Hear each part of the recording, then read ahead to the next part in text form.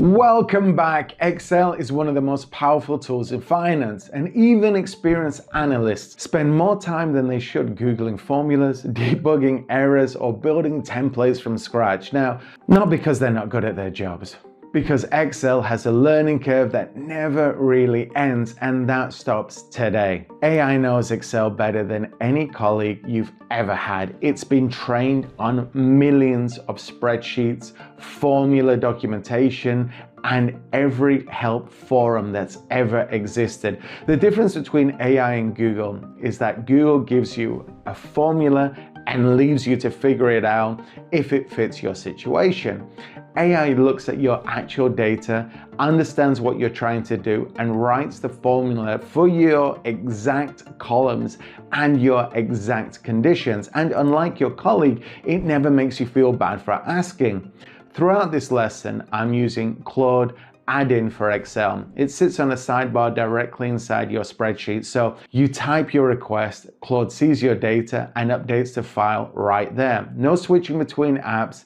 That's the setup you'll see on screen. The skills you're going to build in this lesson is simple. Instead of searching for a formula, you describe the outcome you want. That's it. Let me show you what that looks like in practice. So here's an invoice tracker, columns for vendor, invoice date, due dates, and amount. We need a status column, overdue if the invoice is more than 30 days past due, due soon if it's within the next 7 days, and blank if everything is fine. So we open Claude and type exactly that. We paste in the column header so it knows what we're working with. The prompt is on screen. AI writes the formula immediately. It uses a nested if with today to check the date. It explains what each part does so you actually understand the logic, not just the answer. We copy it, paste it into the spreadsheet, drag it down the column.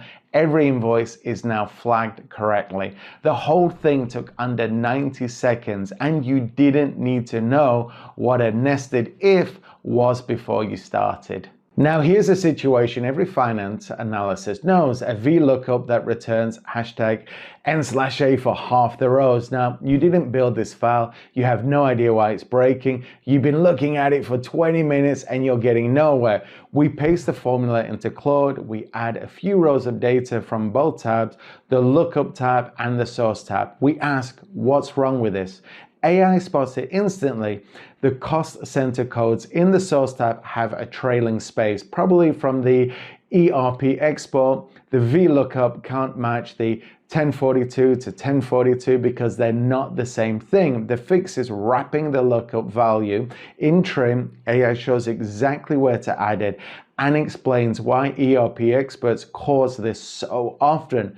You update the formula, drag it down, and every hashtag NA is gone, and that took 60 seconds. And next time you see a VLOOKUP acting up, you know exactly where to look first. And the last one, and this is where it gets interesting. So you have a sales performance sheet for each sales rep. Now you need to calculate their rolling 3-month average revenue, but only for the months where they were actually active. Months with zero revenue because they were on leave. Now these of course should be excluded.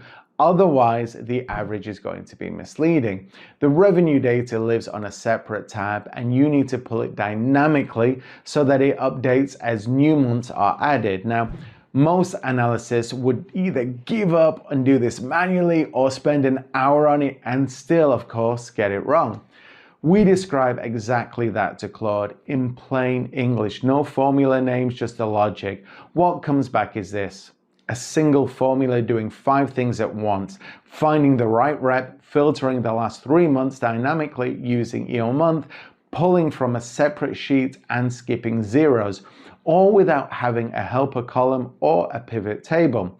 Claude doesn't just give you the formula, it explains every argument, tells you where to put it, and warns you that if your date column isn't formatted as real date, which happens all the time with ERP exports, it won't work.